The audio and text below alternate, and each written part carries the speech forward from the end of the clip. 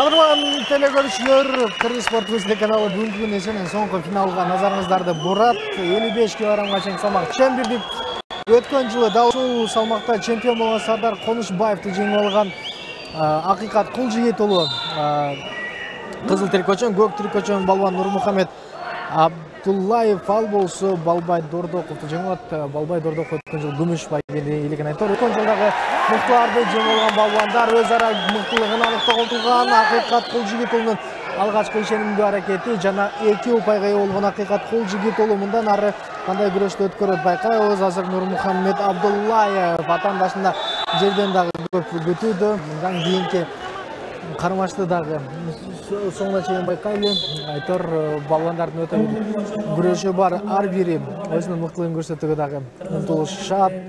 Ақиқат Құлжигитұлы өткен жылы 55 кг салмақ чемпиондықта чоңдар арасында өзін көрсе ошол катышкан болуш керек. Мен жаңылышпасам, бирок өзүнүн атын көрсөтүүгө жараган. Салами Нурмухамед Абдуллаев болсо өткөн жылы күмүш байген жеңген, быйыл коло байген жеңген, быйыл эми жогору дегенден күмүш болсо алтын байген үчүн күчүн ашкан балбан. Андыктан кимиси жеңишке жетерин дагы байкап көрөбүз.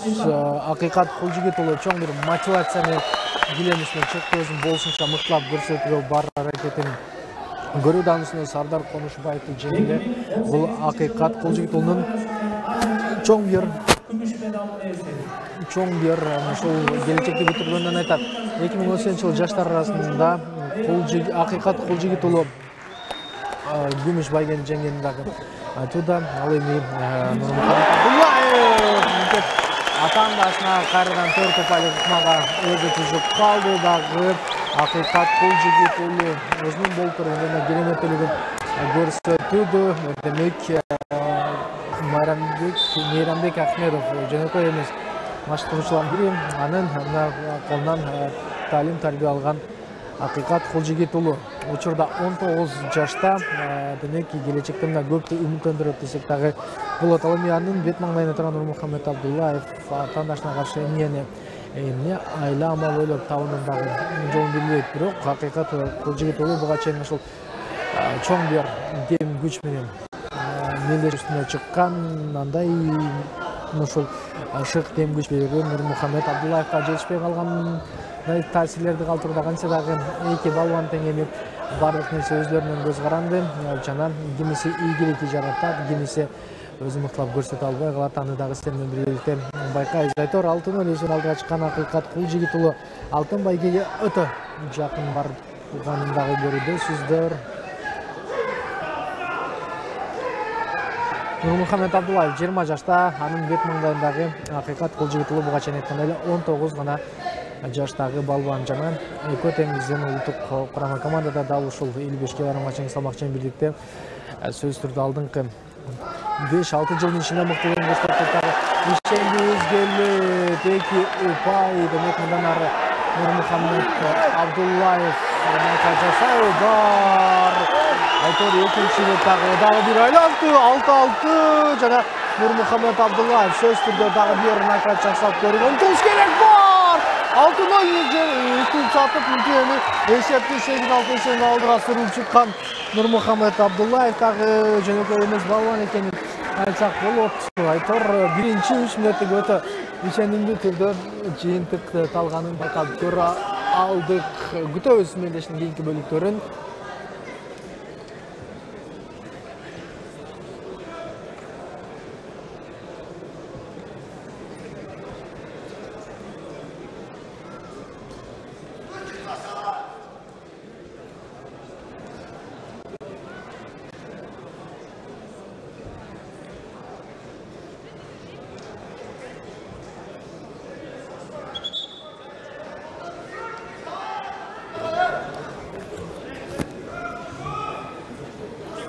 Эки балондар кайрадан келемизне кайтып келишет.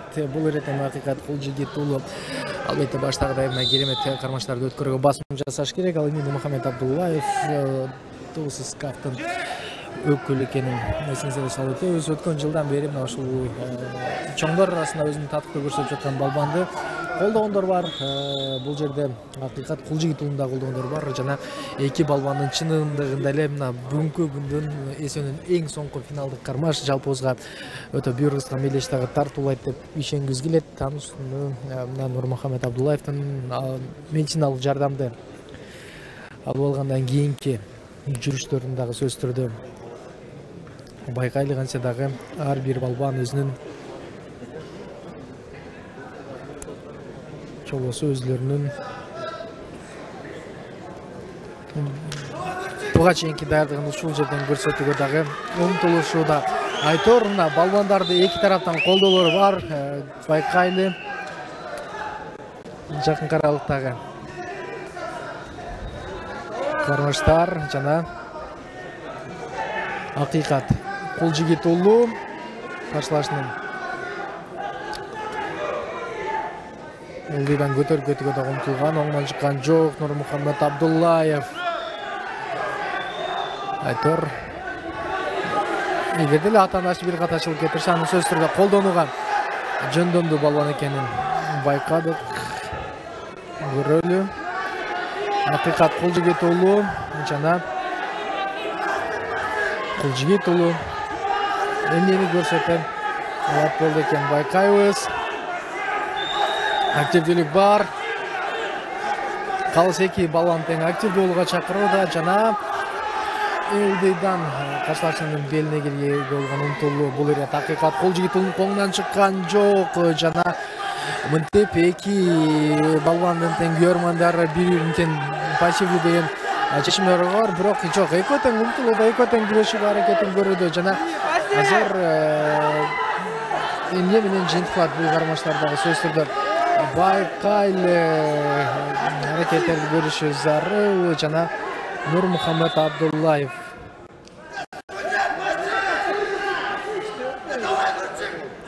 Аракетин көрөлү. Жакын аралыкта кармаштар. Кайсыл балбан бизге коз ыкманы тартуулайт экен деген дагы мына чоң бияр суроонун алдында калдык. Жана ушул жерден биз сөзсүз түрдө ага жооп алууга дагы умтулушубуз керек. Бул жерде күйөрмандардын көпчүлүгү мына финалдык кармаш болгон үчүн өтө эмоционалдуу түрдө мелдешти көрүүдө. Андыктан ашыкпай туралы 1 мүнөттөн азыраак убакыт бар жана Нурмухамед Абдуллаев атаандашынын артына өткөргөн жок. Акыйкат Кулжигит уулу керемет түрдө чыгып кете алды дагы. Ушул жерден эми биз алардын кайрадан күрөштөрүн дагы байкап көрөлү. Жакын аралыктагы умтулуулар жана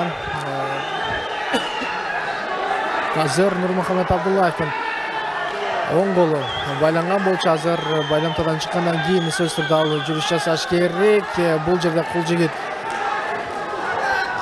акыйкат Кулжигит уулунун активдүүлүгү сөзсүз түрдө керек. Убакыт 10 секундалык убакыт бар. Жыйынтык эмне менен коштолгон сөзсүз түрдө байкайбыз. Акыйкат Кулжигит уулу бали канча дагы күмүш байгеге жетти. Ал эми Нурмухамед Абдуллаев алтын байгени ээлегенден кийин мына күйөрмандардын айрымдары туруп кол чабуу менен белдешкөндү жыйынтыктайт. Ал эми Кыргыз спорт телеканалы жалпыңыздарды эртең саат 10дон баштап дал ушул спорт ордосундагы өлкө чемпиондугун көрүүгө чакырабыз. Кызматыңыздарда мен Бактияр Кыдыралиев, кесиптешим Адлет Семиганов, ошондой эле Азамат Асылбашевдер кызмат кылдык. Андан сырткары биздин жалпы техникалык жамаат. Айтор, спортты сүйүңүздөр, спорт менен башыңыздар амандашканга чейин бар болуңуздар. Очень яркая концовка у нас сегодня произошла во Дворце спорта. Пришло время завершить.